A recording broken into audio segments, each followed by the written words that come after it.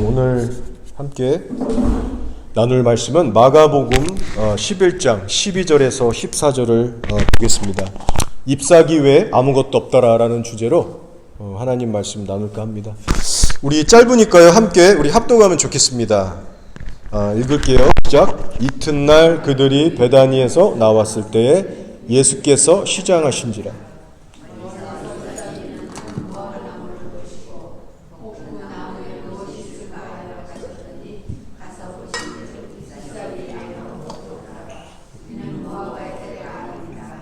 예수께서 나무에게 말씀하여 이르시되 이제부터 영원토록 사람이 내게서 열매를 따먹지 못하리라 하시니 이를 듣더라. 아멘. 오늘 본문은 여러분도 성경을 여태까지 보시면서 여러 번 읽어보셨던 내용일 겁니다. 무화과 나무를 저주하신 그 사건인데요. 잎사귀 외에는 아무것도 없더라. 이 말씀을 그대로 한번 가져와 봤어요. 무화과 나무를 저주하셨던 이 사건은요, 우리 예수님께서 돌아가시기 약 4일 전에 일어났던 사건입니다. 이 일이 있고 난 후에 약 4일 정도가 지났을 때 골고다 언덕에 이제 처형을 당하시게 되죠. 무슨 말씀을 드리고 싶냐면, 예수님이 십자가에 매달리시는 그 죽음에 이르기까지 그 마지막 삶의 가서까지 강력하게 제자들을 깨우시고 경고하셨던 바가 뭐냐면, 잎사귀만 있고 열매는 없는 신앙에 대해서 끝까지 경고를 주고 가셨다는 겁니다. 여러분도 잘 아실 거예요. 성경이 이스라엘을 비유할 때 포도나무라든가 아니면 오늘의 본문처럼 무화과 나무의 비유를 줄곧 사용하고 합니다. 지금 경고를 받고 있는 대상이 누구냐고 말씀하고 있냐면, 하나님을 믿는다라고 하는 이스라엘 백성, 언약이 있고 율법이 있고 영광과 약속이 있는 이스라엘에게 주시는 말씀이에요. 1차적으로. 그리고 오늘날 예수님을 믿는다라고 하는 교회들에게 주시는 경고의 말씀입니다. 예수님께서 오늘 배가 고프신 거예요. 그러다가 눈을 들어 앞에 보는데 한 무화과 나무가 발견된 겁니다. 근데 멀리서 보시니까 나무 사이즈도 제법 있고 잎사귀들도 제법 많은 것 같고 열매가 분명히 있을 거라 기대하신 것 같아요. 근데 막상 가까이 가서 보니까 잎사귀만 있고 열매는 없는 겁니다. 그럴싸해 보였지만 따먹을 열매가 없었어요. 경건의 모양은 갖췄는데 경건의 열매는 없다라는 그 영적 메시지입니다. 정말 괜찮아 보이고 그럴싸해 보이는 성도들인데 직접 삶을 면밀히 살펴보니까, 가까이서 보니까 하나님 앞에 내놓을 만한 성령의 열매가 한 개도 없는 거예요. 여러분, 혹시 우리는 그렇지 않나? 두렵고 떨림으로 돌아봐야 됩니다. 열매가 없는 걸 확인하셨어요. 그리고 그게 어떻게 하십니까? 바로 저주하십니다. 주저없이 저주하세요. 나무는 더 이상 기회를 얻지 못하고 완전히 비틀어져서 죽게 됩니다. 말라서 죽게 돼요. 여러분, 우리한테 정신 차리라고 주시는 말씀입니다. 요지는 잎만 무성하고 열매가 없으면 하나님의 심판을 피할 수가 없다. 열매를 강조하고 있는 본문이에요. 달리 해석할 수가 없습니다. 우리 신경 안 쓰셔도 됩니다. 열매를 강조하고 있는 본문이에요. 이거를 비유적으로 달리 해석할 수가 없어요.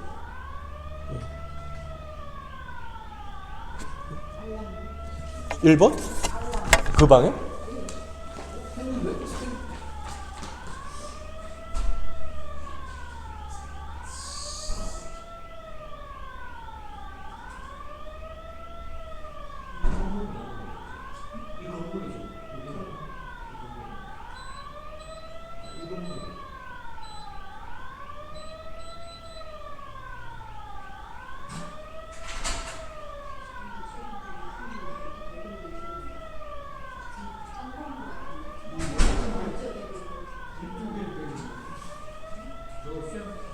아니, 이거 우리 거 아니고 8번이야. 저번처럼 8번이니까. 문 앞에서 소리 나는 거.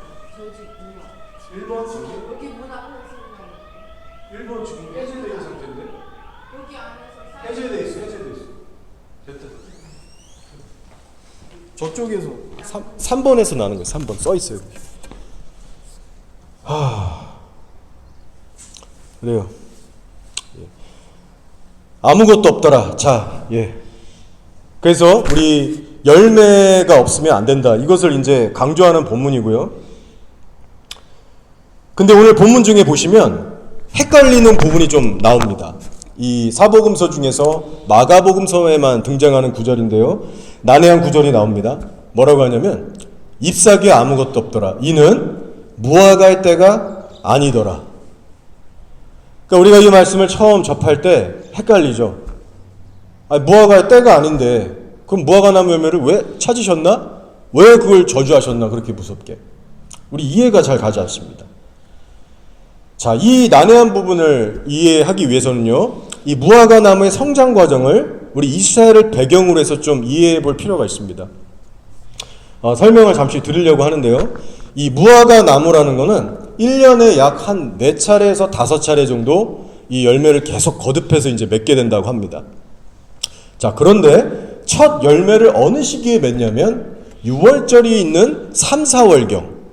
우리 태양력을 기준으로 3, 4월 기준에 첫 열매를 맺기 시작해요.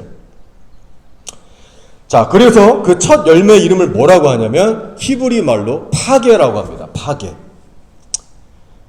이 파게의 특징은 뭐냐? 딱딱하고 맛이 없어요. 우리가 아시는 대로 첫 열매이기 때문에 색깔도 좀 초록색 진하고 그렇게 달지도 않고 뭐 먹을만은 하지만 떨떠름한 그런 열매입니다. 근데 이제 그때 당시 특별히 돈이 없는 가난한 사람들 그리고 우리 어린애들이 요깃거리로 이제 가끔씩 이렇게 따먹고 했다고 합니다. 자, 근데 여기서 중요한 게 또 뭐냐면 3, 4월에 이 파게라고 하는 첫 열매가 열려야지만 그 남은 1년 동안에도 제대로 익은 달콤한 열매들이 연속해서 자라나게 된다는 거예요. 파게를 맺은 나무의 한에서만 그 뒤로 약 4차례, 5차례에 걸쳐서 맛있고 풍성한 그 제대로 된 열매들이 이제 이제 맺혀지기 시작한다는 거예요. 자, 그래서 이 맛있게 무르익은 이 열매들이 뒤따라온 이 열매들을 히브리어로 테헤나라고 합니다. 테헤나. 정리하면요, 파게가 열리지 않으면 그 후에 아무리 오랜 시간이 지나도 테헤나가 열리지 않는 거예요. 그러니까 3, 4월에 이 떨떠름한 열매가 없다. 그러면 그 나무 자체에 이상이 있는 겁니다. 아무리 기다려줘도 열매를 맺을 수가 없는 거예요. 그래서 오늘 우리를 헷갈리게 하는 이 대목, 이는 무화과의 때가 아니니라. 여기서 말하는 이 때는 어떤 때를 의미하냐면 파게의 때가 아니라 테헤나의 때를 의미한다라고 성경을 이렇게 해석하는 한 가지 방법이 있습니다. 근데 이게 틀리지 않은 것 같아요. 제대로 된 열매는 그 바로 테헤나의 때는 아직 아니다. 하지만 시기적으로 볼 때 6월절이 있는 3, 4월 시기였기 때문에 파게는 예수님께서 기대하셨던 거예요. 간식거리로 요깃거리로 따먹으려고 하는 시장에서 찾았던. 왜냐하면 예수님이 아시잖아요. 이스라엘 사람인데 배가 고프셨고 분명히 열매를 기대하시고 있을 거라고 생각하고 가신 거예요. 그게 파게라는 거예요. 나무를 보시는데 잎사귀만 무성하고 파게가 전혀 없는 거예요. 진단하시기를, 그래, 지금 이런 상태라면 쭉 가도 얘는 열매를 못 맺겠구나. 지체하지 않으시고 현장에서 즉각 심판 저주를 내리셨던 겁니다. 이 저주 사건을 통해서 그때 당시 이스라엘이란 나라의 영적 상태가 얼마나 악했는지, 어두웠는지를 우리가 짐작해 볼 수 있습니다. 다시 강조하지만 하나님의 언약이 있고 율법과 예배와 약속이 있다라고 하는 선민조차도 잎사귀만 내고 열매를 못할 때 본보기로 멸망을 당하게 됩니다. 개인적으로도 그렇고 나라적으로도 쫄딱 망하게 되죠. 여러분은 현재 열매 맺고 계신가요? 성도라고 하는 타이틀, 집사, 장로, 목사, 교회의 성도라는 타이틀, 이스라엘이라는 타이틀, 이것이 우리의 구원을 보장하지 않습니다. 심판대 앞에 섰을 때 이 타이틀로 승부할 수가 없어요. 따라서 여러분은 꼭 이 시간 여러분 자신을 돌아보시면서 시즌을 따라, 철을 따라 내가 정말 그 시편 1편에 나오는 복 있는 자의 주인공인가? 시즌을 따라 내가 열매를 맺고 있는가를 하나님 앞에 꼭 점검하시고 꼭 쉬지 않고 열매를 맺으시기를 축복합니다. 자, 우리 하나님은 어떤 분이신가 잠시 좀 더 설명하겠습니다. 이 열매에 관해서. 자, 우리 하나님은요, 무자비한 하나님이 아니십니다. 도움도 은혜도 안 주시면서 무작정 열매 갖고 와라. 안 갖고 오면 내가 정말 심판한다. 지옥 보낸다. 그런 분이 아니세요. 그래서 히브리서 6장 7절 8절에 이런 말씀이 돼 한번 잘 들어보세요. 땅이 그 위에 자주 내리는 비를 흡수하여 밭가는 자들이 쓰기에 합당한 채소를 내면 하나님께 복을 받고, 만일 가시와 엉겅퀴를 내면 버림을 당하고 저주함에 가까워 그 마지막은 불사름이 되리라.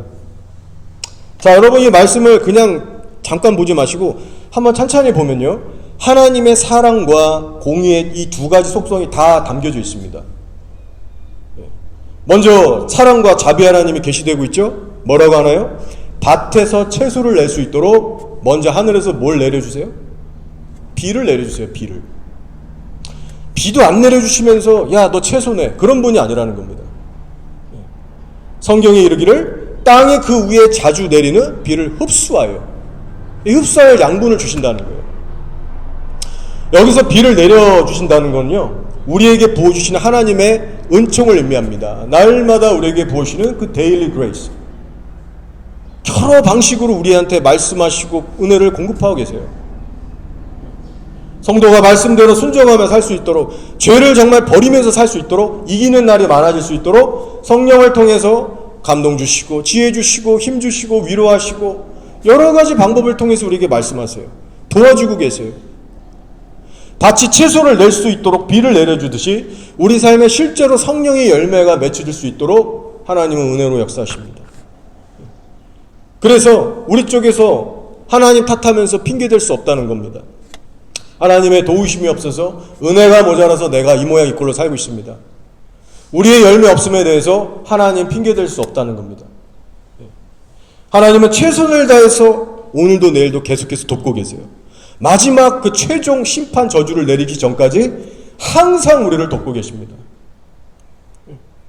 문제는 사람 쪽에 있죠. 성경이 뭐라고 경고해요? 하늘이 내려주는 비를 맞았음에도 불구하고 채소가 아니라 가시와 엉겅퀴를 내는 부류들이 있다. 같은 문맥에서 이어지는 말씀이에요. 하나님의 은혜를 경험했어도 불구하고 이렇게 교회 나와서 말씀도 듣고 은혜도 받고 때로 눈물도 흘리고 하나님의 은혜를 경험했던 사람들이지만 가시와 엉겅퀴를 내는 사람들도 있더라. 그들의 끝이 어때요? 열매 없어서 저주받은 이 무화과나무와 똑같은 운명을 맞이하는 겁니다. 그 끝은 버림을 당하고 저주함에 가까워 불사름이 되리라. 여러분, 지금 하나님께서는요, 저와 여러분의 매일의 삶 가운데 매우 놀라운 그 위대한 은혜를 베풀어 주고 계십니다. 여러분 혹시 그 은혜를 느끼고 계신가요? 성령을 통해서 성경 말씀을 이해하고 깨닫게 해주시는 이 은혜 속에 우리가 하루하루 매주 살아가고 있습니다. 또 삶의 현장에서 많은 선택들을 내리고 결정해야 될 때도 성령께서 하나님의 선한 뜻이 뭔지 분별하게 하시고, 그래서 그 선하신 뜻을 깨닫고 순종할 수 있도록 그 순종을 이끌어내시는 은혜를 또 주세요. 배운 거를 실천할 수 있도록 순종을 끌어낼 수 있도록 도와주시죠. 마음에 감동도 주시고 기쁨도 주시고 부담도 주시고 순종을 이끌어내시는 거예요. 이 이끌어낸다라는 표현을 저는 사용하고 싶은 겁니다. 때로는 사인으로, 꿈으로, 능력, 기적, 우리가 선한 선택들을 할 수 있도록, 좋은 길을 선택할 수 있도록 이끌어 주시는 거예요. 그 은혜로. 여러분, 반드시 이런 주시는 은혜들을 잘 받고 누리고 활용하셔서 하나님 앞에 내어드릴 수 있는 열매로까지 꼭 이어지시기를 바랍니다. 자, 여기 계신 분들은 예수님을 그래도 다 주로 시인하시고 나름 열심히 좁은 길 가려고 하는 분들인 걸 제가 알고 있어요. 그래서 순종의 열매라는 것이 여러분 각자 어느 정도에겐 다 있으실 겁니다. 예. 잘하시는 부분들이 있을 거예요. 하지만 오늘 우리가 더 하나님 앞에 성숙해지자는 차원에서 몇 가지를 좀 더 살펴보려고 합니다. 여러분도 아시다시피 요즘 한국 상황이 너무나 심각하잖아요. 지금 우리 윤 대통령 그렇게 또 구속되고. 그러다 보니까 제가 집집마다 확인할 길은 없습니다. 제가 뭐 확인할 길은 없지만 아마 이런 교인들이 꽤 우리 한국교회 안에 많지 않을까, 그런 상상이 돼요. 여러분은 아니시겠지만 이런 분들 있지 않을까요? 아침에 눈 뜨자마자 대충 뭐 기도하는 둥 마는 둥 하고 핸드폰부터 잡고 한국 관련 뉴스만 계속 보는 거예요. 점심에도 보고 뭐 할 때도 계속 그거 듣고 잠자리에 들기 1분 직전까지 유튜브로 다 볼 거 보면서 실시간 거기에 이제 완전 정신이 팔려 있는 거죠. 그렇다고 나라를 위해서 뭐 금식하면서 진지하게 오래 기도하느냐? 그것도 아니에요. 성령에 취하고 성령에 사로잡혀서 정말 하나님 영으로 기도한다기보다는 이제 그 미디어 자체, 나라 이슈 상황 자체에 사로잡혀서 그것만 신경 쓰고 얘기하고 하루를 그냥 허비하는 겁니다. 그런 사람들 있지 않을까요? 제가 잘은 모르겠지만 어딘가에 있을 것 같습니다. 그러다 보니까 사람들의 심경이 점점 날카로워질 수가 있어요. 말의 실수도 많아질 수 있고 감정 조절도 안 되다 보니까 서로 간에 부딪힘과 다툼이 있을 수도 있고. 자칫하면 말씀드리고 싶은 것은 우리가 나라 걱정을 심각하게 한다고 하지만 우리의 실제 개인의 경건 생활은 무뎌지고 소홀해지고 망가질 수 있다는 겁니다. 신앙의 밸런스가 깨지고 문제가 생길 수 있다는 거예요.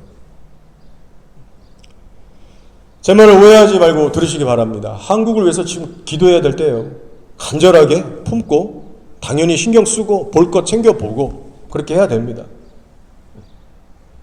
저의 의식을 아실 겁니다. 자, 예수님의 성품을 닮아가는 일이 우리 신앙인들의 최종 목표거든요. 그런데 예수님의 성품을 실제로 내가 닮아가고 있다는 증거 중 하나가 뭐냐면요, 바로 일상에서의 거룩한 언어 생활입니다. 일상에서의 나의 언어 생활이에요. 특별히 이 시간에는 우리 부부 간에 오고 가는 대화가 괜찮은지, 가정 안에서의 관계들이 어떤지를 한번 살펴봤으면 좋겠습니다. 입술의 열매에 대해서 특히.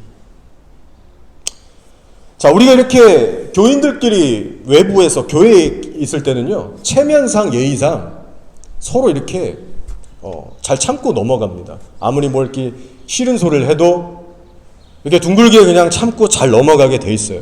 그래서 나의 실제 언어 생활이 어떤지 이런 곳에서는 간음이 나오지가 않습니다. 영성의 어떤 신앙의 성숙도가 여기서는 잴 수가 없어요. 근데 가정은 다릅니다. 잘 보일 필요가 전혀 없는 내 배우자와 단둘이 있을 때 그때 우리의 수준이라는 게 드러나게 돼 있어요. 성도가 이렇게 교회에서 만났을 때 살짝 던진 말에는 웃고 잘 넘어가요. 잘 참아요. 그런데 정말 내가 잘 보일 필요가 없는 그 배우자가 나한테 지나가다 던진 한마디에 혈기가 올라오면서 당신 왜 그렇게 얘기해? 말이 서로 오고 가는 게 험해지면서 얼굴 붉혀지고 마음 상하고 성령님 소멸해버리고, 여러분 이런 일들이 충분히 일어날 수 있습니다. 교회에서는 감히 우리가 할 수 없는 그 언어들이 집에서는 오고 가고 할 수 있는 거예요. 이번 주에 하루는 제가 식사하는 자리였어요. 아침 식사. 아내하고 자녀들 뭐 앞에 둘이 있고 아침 식사를 먹고 있었어요. 저는 이제 아침 먹고 나면 이제 오도하루 만나러 이제 시내 노숙자 만나러 가야 되는 그런 이제 아침 식사였죠.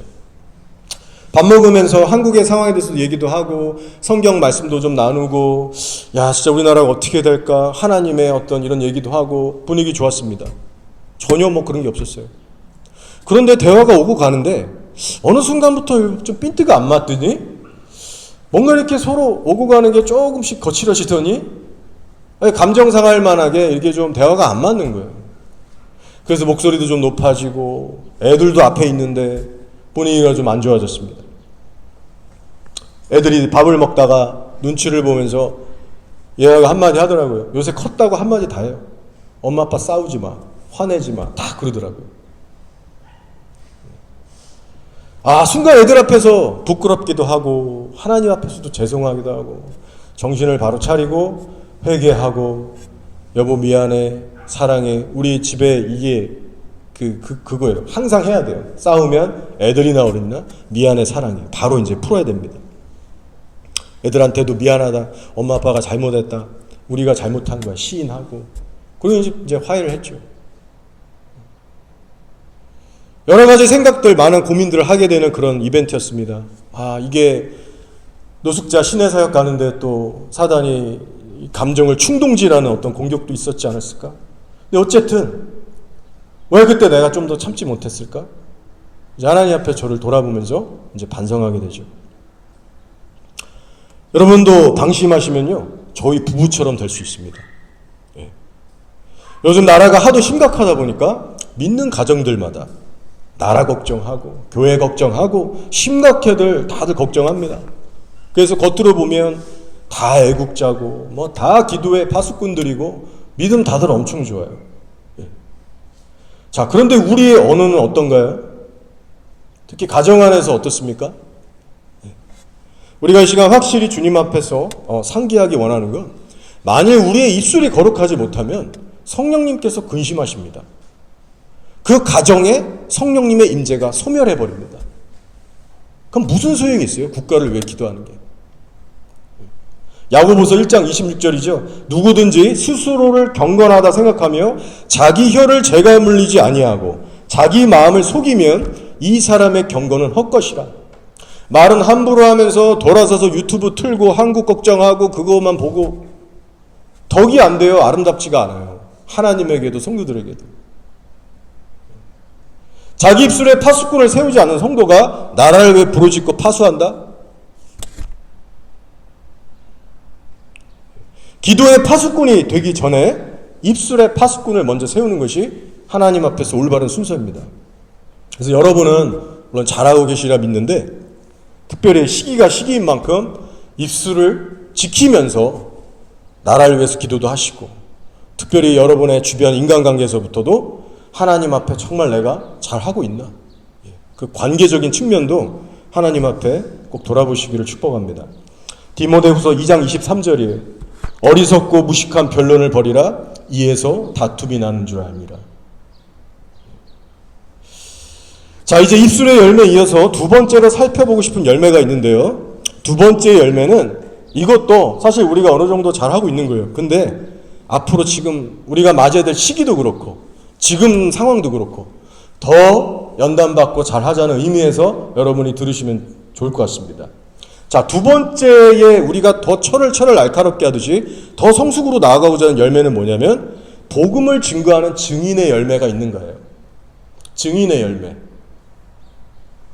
자, 여러분 질문 하나 해보겠습니다. 하나님의 관심이 지금 어디에 많이 가 계실까요? 열방의 교회들을 살펴보시면서 이 교회들이, 성도들이 얼마나 내 앞에 거룩하게 사나, 교회들의 영적 상태에 당연히 관심이 가 계시겠죠? 부인할 수 없습니다. 또 어디 가 계실까요? 특별히 전 세계 나라 중에 지금 한국이 심각한 상황이니까 한국에 또 마음이 어느 정도 가 계시겠죠. 그러나 한국만 유독 지금 바라보고 계실까요? 하나님의 마음이 100% 지금 다 한국에만 가 있을까요? 그렇지 않다는 걸 말씀드리는 겁니다. 하나님의 불타는 마음은 어디에 지금 가장 강력하게 쏠려 있냐면 남한 사우스코리아가 아니에요. 거기도 있지만 전 세계에서 아직까지 구원 못 받고 오늘 죽으면 지옥 떨어져요. 불신자들을 향해서 하나님의 마음은 불타오르고 있다는 겁니다. 우리 예수님께서 뭐라 하셨어요? 내가 전도하러 왔노라. 사람들이 예수님을 반기고 너무 좋아하고 그 말씀 계속 은혜 듣고 싶으니까 여기 계속 머무르세요 했는데, 아니 나는 다른 동네에 가서도 전도해야 돼. 나 전도하러 왔어. 여러분, 이 전도하러 왔다는 이 한마디에 예수님의 마음이 지금 어딜 향해 있는지를 알려주고 있는 거예요. 이 동네만 있지 말고 다른 데 가서 전도하자. 여러분, 그래서 기억하셔야 됩니다. 예수님의 시선은요, 한 나라, 어떤 특정한 한 나라, 한 도시, 한 국가에만 쏠려 있지 않으세요. 우리는 한국 사람이기 때문에 이런 상황에서 한국만 보게 되죠. 한국의 상황에만 쏠려서 모든 게 거기에 맞춰서 갑니다. 그런데 예수님은 어때요? 전 세계를 품고 계세요. 누가 나를 위해 저들에게 복음을 전할까? 전도할 성도들을 오늘도 찾고 계십니다. 그래서 우리가 전도할 때 하나님께서 기뻐하세요. 제가 이번 한 주를 살면서 뭐 나라도 상황도 그렇고 뭐 여기도 뭐 답답하고 뭐 그렇지만 제 마음이 정말 행복했던 순간들이 있었어요. 언제냐면 바로 이제 전도한 날들입니다. 이번 주에 한 번은 저기 브라운스베이 처음 가서 해보고, 브라운스베이에서도 해보고, 또 어떤 날은 서쪽에 가서도 하고, 뭐 시내 가서는 뭐 또 시내 가서 또 하고, 노숙자들. 사실 이 전도라고 하는 게 별게 아니거든요. 근데 저도 무뎌지지 않으려고 분발해서 더 하려고 노력을 하고 있어요. 이 별거 아닌 발걸음인데, 제가 이번 주에 확실히 느낀 건 제 안에 계신 성령께서 기뻐하신다는 감동을 저에게 알게끔 하시더라고요. 주님이 주신 어떤 기쁨, 만족, 그런 어떤 채워짐이 제 마음에 있었습니다. 저는 이렇게 전도해요. 뭐 거창하지 않고, 시내에 나갔을 땐 환경이 그러니까 가는 사람 붙들고 얘기도 하고, 오래 하면 뭐 30분, 40분 얘기할 때도 있고, 시내에서는 대화로 풀어가고, 동네에서는 뭐 낮이든 밤이든 뭐 일일이 얘기할 수 있는 환경이 아니니까 전도지를 이제 한 집 한 집 기도하면서 우체통에 넣어요. 배달하듯이 기도하면서 동네를 그렇게 이제 돌고 있는데, 홉슨빌 포인트 쪽 거의 다 했고, 뭐 북쪽 어디, 우리 동네는 이미 다 끝냈고, 그렇게 지역을 정해서 지금 계속 옮겨 다니고 있어요. 이 두 방법 모두를 하나님께서 기뻐하시더라고요. 제가 개인적으로 그 컨펌을 받았어요. 경험성으로. 한 몇 달 된 것 같습니다. 제가 이제 애들 방학 전이 이제 몇 달 전이니까 학교 이제 청소 일할 때인데, 학교 청소를 끝나고 이제 집으로 차를 타고 오는 길이었어요. 근데 제가 그날따라 전도하러 나가는 날이었는데, 그날만큼 제가 하기가 싫은 거예요. 허리도 그때 다쳐서 되게 아팠고, 몸도 너무나 욱신거리고, 그냥 집에 가서 빨리 샤워 밥 먹고 들어 눕고 싶다, 이 생각밖에 없었어요. 그래서 차를 타고 집에 가는데 이제 마음이 기울어졌습니다. 거의 오늘은 좀 쉬어야겠다. 그래서 제가 뭐를 했냐면, 제 핸드폰에다가 여러 설교들을 이제 다운받아 놓은 게 있는데, 차를 이제 운전하다가 저도 몰라요, 어떤 설교를 틀었는지. 그냥 랜덤하게 그 중에 있는 설교를 하나 틀고, 그것도 중간에 이렇게 탁 틀었어요. 그냥 저도 그냥 눌러서. 그런데 뜬금없이 어떤 설교 내용이 나오냐면, 그러니까 이게 주님이 저한테 주셨던 레마의 메시지인 겁니다. 틀자마자 제가 듣도 보도 못한 어떤 선교사님의 간증이 탁 나오는데, 이런 얘기를 하시는 거예요. 내가 전도하다가 너무 피곤해서 나 그냥 좀 쉬고 싶다, 그만하고 싶다, 포기를 하려고 하는데, 하나님께서 자기한테 어떤 마음을 주셨냐면, 너는 집이라도 있잖아, 살 집이라도 있잖아, 노숙자들은 집도 없어, 너 피곤해도 전도해. 이 얘기를 딱 하는 거예요. 제가 운전하다가 탁 틀자마자 정신이 팍 차려지겠죠. 왜 하필 이 타이밍에 전도 얘기가 나올까? 왜 몸이 피곤하지만 해야 된다라고 할까? 왜 너는 집도 있잖아, 이런 얘기를 하실까? 노숙자 얘기는 왜 또 하실까? 나에게 주시는 말씀이겠구나. 여러분, 힘이 나더라고요. 감사하게도 마음이 새로워지더라고요. 하나님이 이렇게 나에게 관여하고 계시는구나. 그 사실에도 너무나 기뻤고 감사했고, 하나님이 느껴졌어요. 그래서 집에 가자마자 샤워하고 빨리 밥 먹고, 이제 차를 딱 타니까 한 저녁 한 9시 20분 정도 되더라고요. 뭐 다 깜깜해졌죠.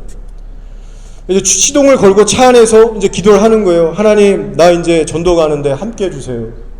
근데 기도하자마자 성령님이 기뻐하신다는 감동이 차 안에 있는 제 마음에 확 임하더라고요. 하나님이 함께 하시는구나. 주님, 나 이제 전도지 돌리러 갑니다, 함께 해주세요. 그러고 이제 가서 하게 됐죠. 우체통에 이제 전도지 넣으면서 기도하고, 이제 그렇게 심는데 하다 보면은 이게 뭐 등에 막 땀도 나고 그렇습니다. 운동도 되지만 주님이 어쨌든 주시는 그런 쏠쏠한 은혜가 있어요. 그 별거 아닌 발걸음을 축복해 주시고 기뻐해 주시더라고요. 여러분, 요즘 한국 상황이 너무 어렵지 않습니까? 이 주제가 너무 크고 무게감도 있고, 정말 우리의 인생을 다 거기에 이제 쓸려갈 정도로 한국의 상황이 참 어렵습니다. 그래서 저도 목사로서 고민이 되는 거예요. 한국인으로서 주님, 이런 때 어떻게 사역을 해나가야 합니까? 뉴질랜드에 사는 우리 한국 이민자들로서 이런 시대를 우리가 맞이하고 있는데 앞으로 어떻게 사역을 해나가야 될까요? 하나님 앞에 진지하게 고민하고 기도하게 됩니다. 그러면서 하나님께서 기도하는 중에 이 전도의 사명을 다시 한번 리마인드 하시고 깨워주셨어요. 동시에 그러다가 기도하는 가운데 성경의 한 장면이 떠올랐습니다. 여러분도 아시는 내용이에요. 어떤 내용이냐면, 예수님께서 이제 승천하시기 일보 직전에 제자들하고 이제 최후로 이제 만나시죠. 대화를 하십니다. 어떤 대화가 오가는지 기억하세요? 제자들이 예수님께 이렇게 얘기합니다. 질문이죠. 주님, 이 우리나라 이스라엘을 이제는 회복해 주시겠습니까? 우리나라 언제 회복시켜 주실 거예요? 그 질문을 해요. 그러니까 제자들의 마음속에는 어떤 소원이 있었어요? 로마의 압제에 지금 이렇게 시달리고 있는데 대체 언제쯤이나 우리를 해방시켜 주실까? 메시아잖아요. 그 나라 독립에 대한, 해방에 대한 간절함이 있었던 거예요. 근데 예수님의 돌아오는 대답은 뭐였나요? 때와 시기는, 이스라엘 나라의 때와 시기는 너희가 알 바 아니고 너희는 이제 곧 성령을 받고 땅끝까지 가서 복음을 전해야 돼. 나라의 형편과 상관없이 전도하라고 하셨어요. 자, 사도행전 1장 6절 8절의 말씀인데 한번 들어보시기 바랍니다.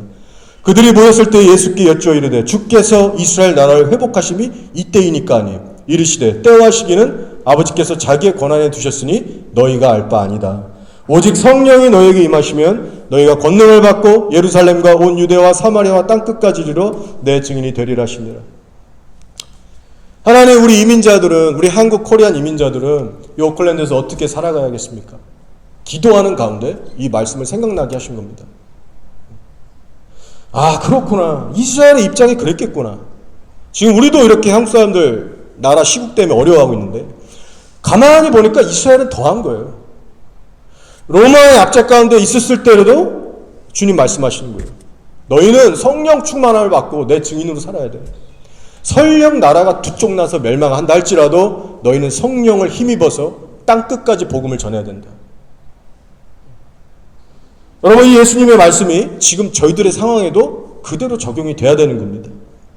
그래서 목사님 저부터 분발해 보는 거예요. 한 번이라도 좀 더 나가려고 하고 전도하기 싫어갖고 움츠러들고 싶으면 자꾸 유튜브만 보게 되는데 저 스스로 이제 깨트려 버리는 겁니다. 우리가 시국이니까 유튜브 보면서 성도들끼리 정보 쉐어하면서 날마다 나라 생각, 걱정 온통 그렇게 할 수 있어요. 기도할 수 있어요. 다 좋다 이거예요. 그런데 전도하러 가자라고 막상 얘기했을 때 우리들의 마음이 움츠러들고 하기 싫고 부담스러워하고 있다면 이게 예수님 보시기에 맞을까? 아닌 것 같습니다. 초대교회 성도들은 어떤 본을 보였나요? AD 70년도에 나라 자체가 아예 사라지고 멸망했습니다. 그런데도 사방으로 흩어져서 복음을 전했습니다. 자신이 육신이 속한 이스라엘이라고 하는 그 땅은 잃었지만 점점 확장되고 쇠하지 않는 영원한 하나님 나라에 초점을 두면서 복음을 전하는 즐거움 가운데, 성령의 소망과 즐거움 가운데 살아갔어요. 어떻게 됐어요? 역사가 결국 이 복음 전파란 이 한 가지를 통해서 온 나라들을 제패합니다. 영적인 정복을 얘기하는 거예요.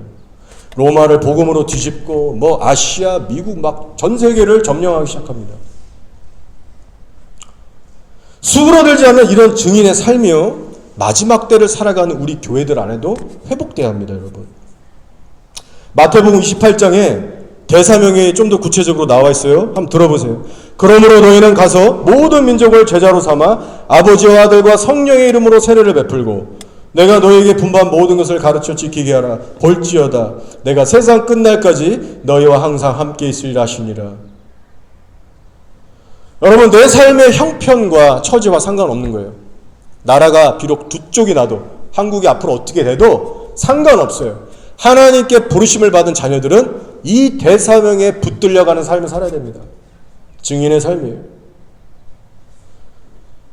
이번 주에 제가 기도하는 도중에 성령님이 주신 키워드가 있습니다. 핵심 키워드. 그게 뭐냐면요, 빛을 발하라입니다. 분명히 주셨어요. 이사야서 60장 1절에 나오는 단어입니다. 일어나라, 빛을 발하라. 보라, 어둠이 만천하에 깊게 깔리겠지만, 마지막 때 환란 시기를 얘기하는 거예요. 지금이 그 시대로 가고 있죠. 만천하에 어둠이 깔리겠지만 여호와의 영광이 네 위에 계시니 빛을 발하라. 이게 기도하는데 확 왔고요. 그전에 없던 감동과 막 이런 게 오더니 기도가 확 쏟아지더라고요. 아, 성령님이 주시는 기도 제목 감동이구나를 제가 알 수 있었습니다. 이렇게 말씀하시는 것 같더라고요.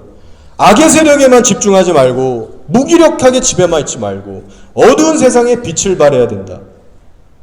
빛을 발하라는 건 어떤 의미예요? 성도의 착한 행실 플러스 적극적인 증인의 삶을 포함합니다. 이 두 가지가 같이 가야 돼요. 성도의 착하고 거룩한 행실, 개인의 경건, 그리고 세상에 나가서 복음을 담대하게 전하는 그리스도의 영향력을 발휘하는 것. 자, 이제 말씀을 정리하면서 마칠까 합니다. 오늘 여러분과 이 무화과나무 저주 사건을 나누면서 열매를 맺는 신앙이 얼마나 중요한가, 반드시 예수님이 열매를 요구하실 것이다, 이것을 다시 한번 확인할 시간을 가졌습니다. 저와 여러분의 삶에 지금보다 더 성숙하고 아름다운 열매들이 계속해서 맺혀질 수 있도록 우리 하나님 앞에 날마다 좀 깨어서 몸부림쳤으면 좋겠습니다. 특별히 시국이 너무나 어려운 때입니다. 이런 적이 없었던 것 같아요. 나라를 위해서 힘써 금식할뿐 하시고 기도하시되 성도로서 기본적으로 갖춰야 될 성품, 인격, 말과 행동, 이것을 여러분 주의하시면서 경건생활에도, 개인의 경건생활의 측면도 항상 잊지 마시기 바랍니다. 주변 관계를 살피시면서 가장 가까운 자녀와 배우자도 살피시면서 여러분 입술에 파수꾼을 세우시기 바랍니다.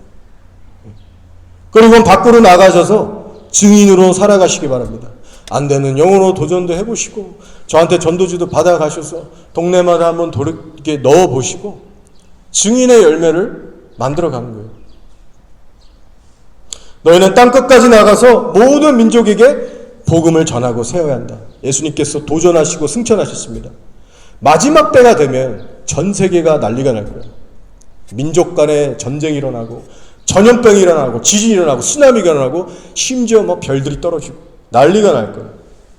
하지만 너희는 끝까지 성령을 의지해서 땅끝까지 복음을 전하고 사람들을 건져야 된다. 여러분, 어떤 특정한 나라에 초점을 맞추지 않으셨어요. 영혼 추수에 관심을 두시고 있어요. 세상 다 흔들리고 무너져도, 우리나라가 쪼개져도 우리가 하루하루 뭐를 바라보고 어떤 사명으로 살아야 될지 예수님이 이미 다 말씀해 주셨고 초대교회 성도들이 본으로 다 보여줬습니다. 우리를 왜 뉴질랜드에 두셨나? 왜 하필 이 먼 섬에 와서 우리를 살게 하고 계신가? 이 대사명이라고 하는, 이 전도라고 하는 사명하고 연관해서 우리 심각하게 고민해 볼 필요가 있는 것 같습니다. 날마다 우리 그 하나님의 뜻을 묻고 확인해 가면서 하루하루 가정 안에서부터 개인 경건 지키고 밖에 외부에 나가서는 빛을 발하는 복음의 증인으로 저희 하루하루를 쌓아가는 주님 보시기에 성숙한 백성들 다 되시기를 축복합니다.